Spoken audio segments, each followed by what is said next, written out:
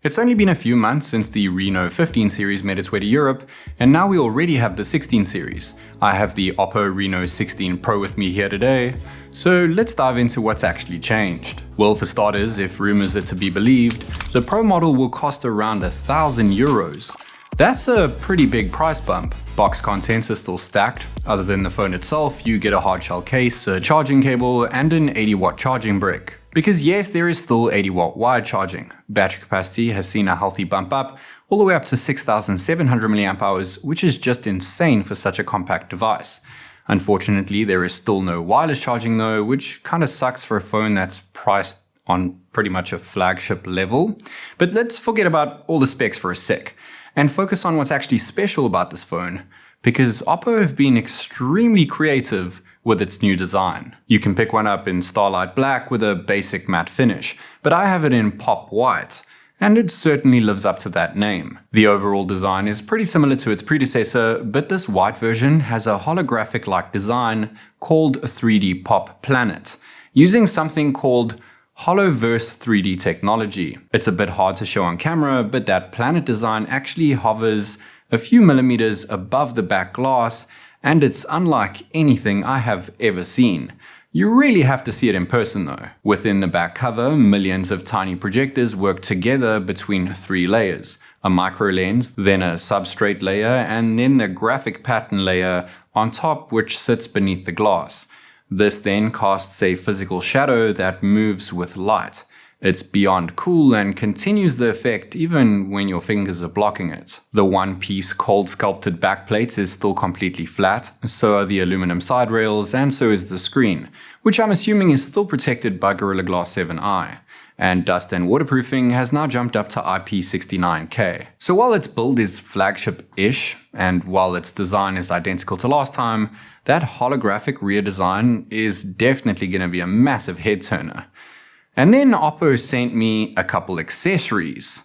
And this is where even more innovation kicks in. This is a magnetic case, which isn't anything we haven't seen before. And yes, that Pop Planet design still pushes through it, somehow. Magnets don't really make sense for a phone that lacks wireless charging, but it makes sense when you see this next accessory, the OPPO Bubble, which is a magnetic screen that clamps onto the back of the phone. And you guessed it, its main purpose is to take selfies with the rear cameras. This is a very clever way to have a display on the back of your phone without actually having a display on the back of your phone. It's a flat 1.73-inch AMOLED panel with a peak brightness of 600 nits. It's extremely light and has a 560 mAh battery, which can last up to 50 hours when showing a static image and up to 8 hours when using it as a camera preview screen. It has a power button and a USB-C port for charging, since it can be used without being attached to your phone, with its main portable purpose being a remote shutter. There's a silicone case for it in the box, alongside a keychain. With the case on, it won't really hold onto the phone with its magnet, but with the case off, it's a pretty strong magnetic hold. There's also a magnetic sticker included if you'd prefer to use it without a phone case. It works exactly as expected, allowing you to take high-quality photos and videos using the rear cameras instead of the selfie camera. But since it's not next to the camera sensors, it's easy to notice when you're looking at the screen instead of the cameras. Naturally, it's also useful for your subject to use it as a preview before you capture any content. There are a few issues though. Firstly, when you open the camera on it, it opens the camera app on your phone, so it's easy to accidentally touch your phone screen when taking solo content. It would have been nice to have an option to disable the phone's touch features when using it. Next up, its camera modes are limited to photo, portrait photo, PopCam video, and portrait video, though you can still select any video resolution, but it has to be done on the phone screen. Other than using it for the cameras, there are very limited settings and brightness can only be adjusted with 3 different levels. The only other thing you can really do with it is change the wallpaper, the same way that you would on a smartwatch. There's an app for it too, but it's literally only to change or create wallpapers, which includes the use of interactive pets, motion photos or videos, and you can add a text layer too. But the biggest issue for me is the lack of an always-on display. What's the point of having it stuck on your phone, needing your phone to be face down, if you can't see the time or receive notifications at a glance? I feel like this was seriously overlooked, and I really hope that they add this in with a future update. I mean, it's cool, but just like with the holographic design, it's cool until it's just a gimmick. I do see potential for it though, and I can definitely see other brands adopting this down the line. So maybe wait for that or wait for OPPO's next iteration of it. Maybe it'll be a little bit better. There is definitely potential here. For now, it cannot be used with other phone brands, but it can be used with OPPO's predecessors, such as the Reno 15 Pro. So that means that there isn't really a reason to buy the new 16 Pro if all you want is the OPPO bubble, since it works with the old phone anyway. Quick side note, I don't have the official prices of the phone or any of these accessories yet, so be sure to check out the comment section as I'll leave a pinned comment down there. The phone itself does have an always-on display though, including a full screen option, and while there is still an under-display fingerprint sensor, it's still just optical, not ultrasonic, and a bit too low down for my liking. The phone has the exact same dimensions as before, so the screen bezels are identical, and the actual display is exactly the same. That being a compact 6.32-inch AMOLED screen with the same 1.5K resolution, the same 3600 nits of peak brightness, and still no LTPO refresh rate technology. The display can now, however, go up to 144 Hz, but only when playing very specific games, otherwise it maxes out at 120 Hz. We've seen a lot of companies do this recently. The USB port is still limited to 2.0 speeds. There is of course still NFC, dual SIM 5G, along with eSIM support, which is always good to see. And we still have ColorOS 16 skinned over Android 16 on this phone, with OPPO's promise of 5 major Android updates. The software is pretty much exactly the same, and it's still my favorite Android skin around. There's loads of ways to customize things, it's global, so all of Google's goodies are on board, and you still get all of OPPO's AI features, which now includes a few new ones like AI Bill Manager, menu translation, and scan and extract. There's also AI Mindspace, which analyzes your phone screen and can attach voice memos to create transcripts to keep all your memories and thoughts in one place. But now, finally, just like with OPPO's flagship phones, they have included a side snap key, which was missing last time out.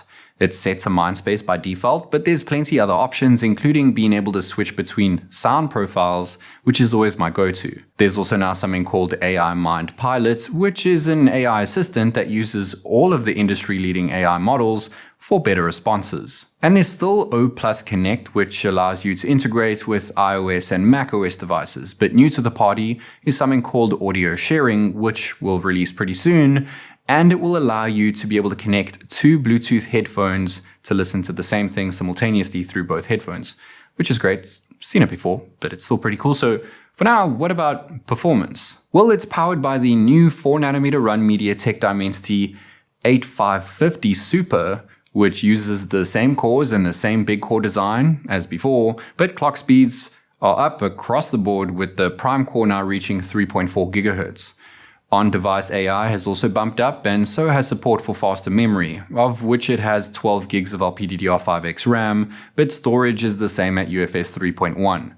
Benchmark scores are up by a decent amount when compared to the 15 Pro, but not exactly when it comes to Geekbench. However, GPU scores are up thanks to it using a similar Mali G720, but with an extra core, bringing it up to an 8-core GPU, and pushing GPU clock speeds up to 1.5 GHz. This means that gaming is more stable overall, especially with OPPO's new AI HyperBoost 3.0, which helps a bit with the load, and the enhanced Hypercool Vapor Chamber.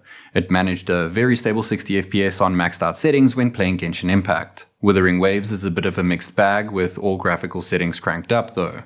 Might just need some fine tuning in future updates. And while this phone does have a 144Hz display, unfortunately games like Call of Duty Mobile still caps things out at 120.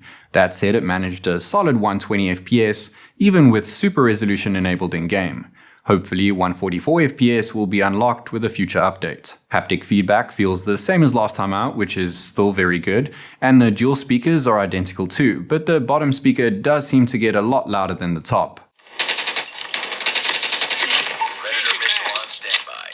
Time for some hot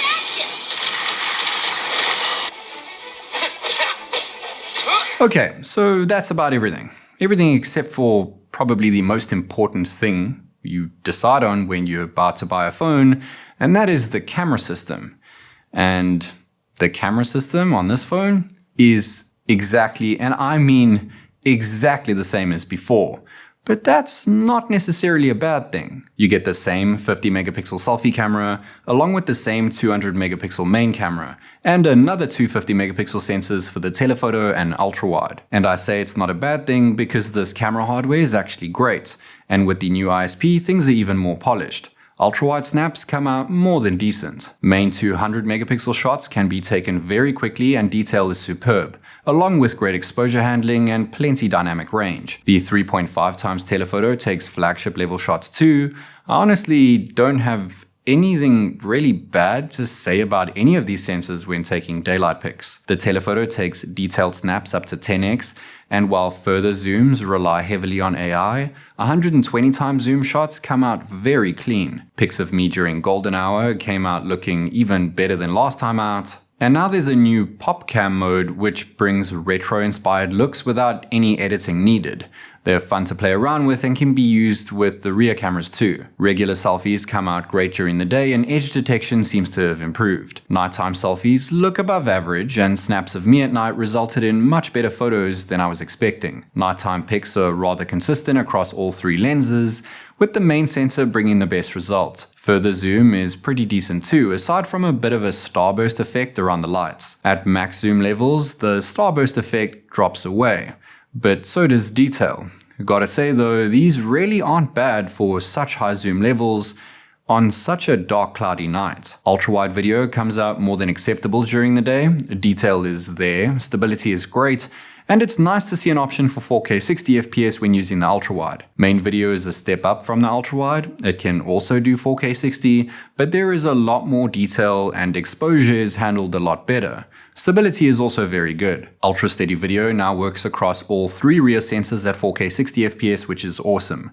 Keep in mind there is a slight crop-in factor regardless of the lens being used, but I mean I'm literally running here and things are extremely stable. The 3.5 times telephoto can also record at 4K 60 FPS, and while detail is still incredible, panning is definitely a bit choppy. Slow motion video is still limited to just the main sensor, but it can now do so at 1080p 480 FPS.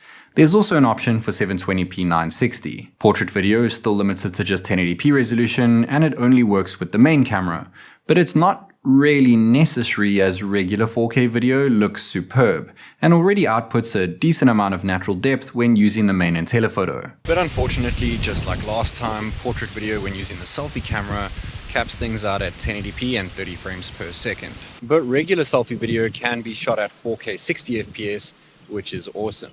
And by the way, I've now enabled sound focus, so even though there is quite a bit of wind here, let me know your thoughts on if audio coming from the microphone sounds a little bit better now. And in general, let me know your thoughts on the audio quality, that microphone quality that is, as well as the video quality. Selfie video at night isn't quite as good as it was during the day, but noise grain isn't too noticeable and detail is still apparent. Video of me across the rear sensors looks great at night too, especially in terms of exposure, and especially when it comes to that main sensor. Ultra-wide video at night is a bit of a hit and miss in terms of exposure and fluidity.